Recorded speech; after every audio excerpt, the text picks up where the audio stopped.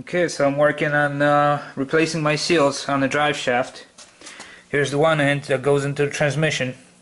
This end just slides right in and out.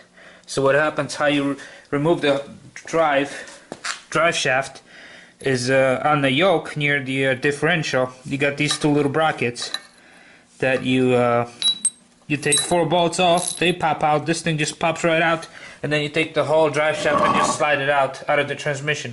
There's nothing else holding it. And it takes literally 1 minute to take drive shaft out. I gotta go outside, I'm working at night. So I'm replacing both seals on the drive shaft.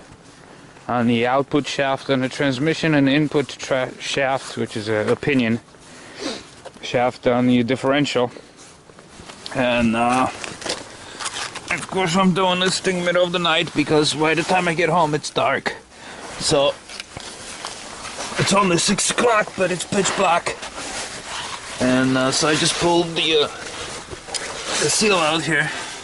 As you can see, from my screwdriving pounding, this is just a face, it doesn't mean anything. As long as the inside here, this is not damaged, which isn't. I made sure I didn't touch that, because that's what seals the outside here, the flatness. I just can file with a file, it doesn't mean anything. It's decoration. But there's the old seal here, and if you can see this, I couldn't get it out with my normal seal puller. This thing was stuck. What I end up doing, this is why you see the marks here. I end up smashing the seal in all the way around, kind of folding it. Let's see, I might be taping this upside down. Kind of folding the seal all the way in. So anyways, the shaft looks good. This bushing is very little wear, because you have to check that bushing inside. If that bushing is shot when you're replacing this seal, the new seal is gonna go bad in the matter of weeks. It's like pointless doing it. So it's a long bronze bushing, and the shaft goes in here, and then it's guided. But see this output shaft here, how much it moves? But this shaft kind of floats around. What guides this is this bushing inside, because the other shaft slides over it, you know, in the seal and over this bushing here. So you got to make sure this bushing is good. So basically, when you start pulling the shaft, when you got it out but still in about that much, you just check for play. If there's no play, that means that bushing is good. And in this case, this only has 60,000 miles on it, so the bushing is still good. The seals are bad because, like I said, this was a car event driven, being on dirt roads all the time and all that sand getting in there. So anyways, that bushing seems to be okay. This face here is okay for putting new seal, everything's good. So I was gonna do the other side. Unfortunately, let me scoot over there. I painted it so I can see where how the nut goes. I'm gonna describe some lines, because you want to torque it to the same position. And I have 1 1/8" socket, and I have 1 3/8" socket, but I can't find 1 1/4", and that's what this thing is, 1 1/4" right here. So I can't freaking unscrew this thing to pull this thing off to replace the other seal. This is the new seal. And the little notch is on top, because the drain hole here is on the bottom. That's if the water or anything, or either you got the tiniest amount of leak, it doesn't stay in there. So you got to remember when you put that in, that the notch goes towards the top and the drain hole goes on the bottom. And this one, you just basically take a piece of wood and tap it in. You don't need a special tool. People say, oh, you get a special tool with this diameter so it fits over it. Now just take a piece of wood and slowly, just gently tap it all the way around. Don't tap it in one shot and cock it like that, because then you're gonna have problems. You might deform this green area, which actually has a sealant on it. It's like a rubbery sealant on it. So you want to tap it all the way around, gently going in and in, little by little. And so you don't need any special tools to put that in.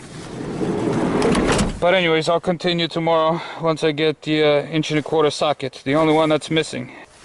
Okay, so I'm back doing the seals. Here's the seal from it's a national from Advance Auto, and I got my socket from the Home Depot, Lowe's actually, sorry. It's the Cobalt brand, which is Lowe's. It's 1.25" socket. Because I went to Advance Auto and AutoZone, and both their sockets are 12-point. I never use 12-point sockets on anything because they you can strip a bolt, a nut, and then you're in a freaking big trouble. So always use a 6-point, you know, then you know it's freaking strong. But I also have these bolts here. And the reason for that, I went to Advance Auto and AutoZone, and none of them had the tool to pull out the yoke. This seal is all done. You saw it last night. I was working on it. I got it all finished. I just put a rag on it so nothing crawls in there, no dirt goes in the transmission. So that side's all done.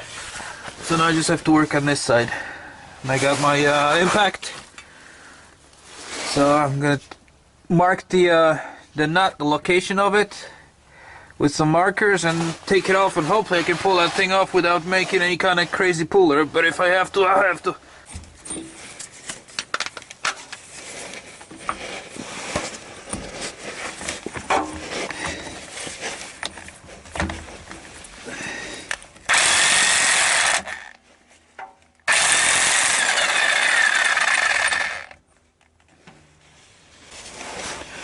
Okay, so we got the nut off. Now I'll try to pull this thing. I don't think I can pull it. It's kind of a press fit.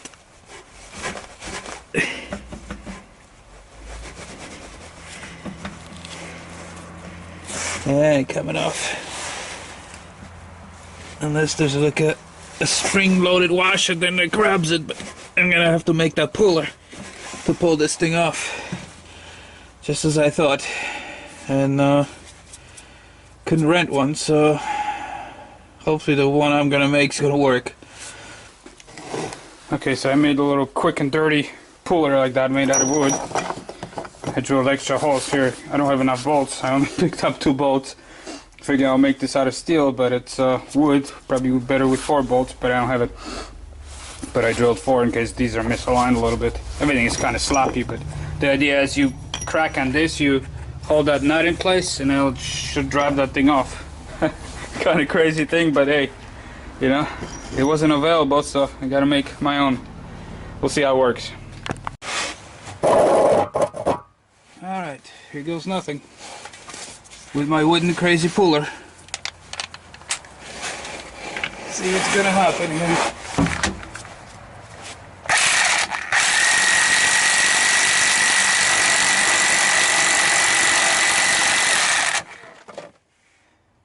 Didn't have. Well, it's working. Made out of wood. Of course, I wasn't fast enough with the tray. I thought I had it under. Well, let it drain. I got new oil. I got 3 bottles of new oil. I'm gonna drain it. I'm gonna take the cover and drain it all. But yeah, works good. Oh, there it goes. Well, at least it's lubricated now.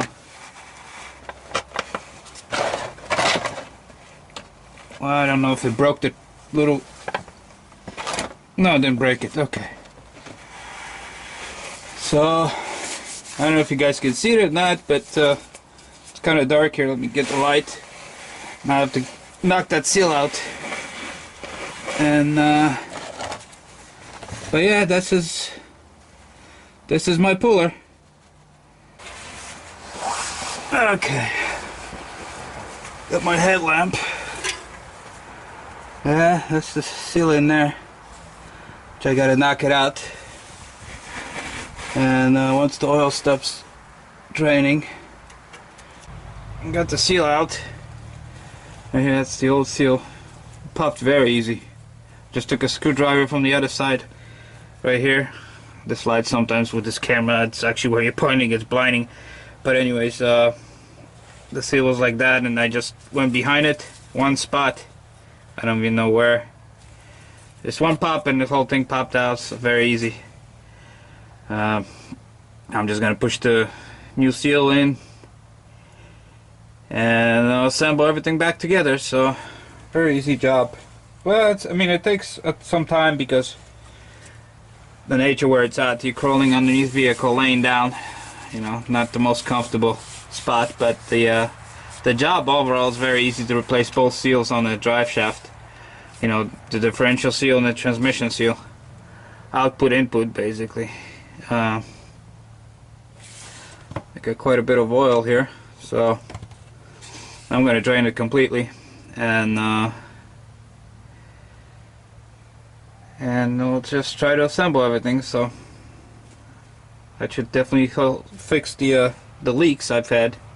It was a slow leak, like I said, nothing ever dripped, but you can tell from the hole underneath here is wet.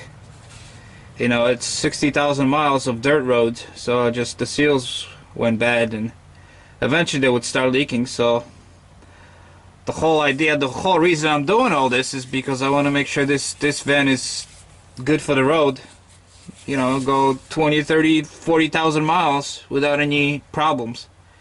So this is why I'm doing this. Anything I can find, even the tiniest amount that's wrong with it, you know, like the wet spot in here, I'd rather replace it now than just break down somewhere in Texas or California. So this is why I'm doing this. I want to make sure this van is just 100%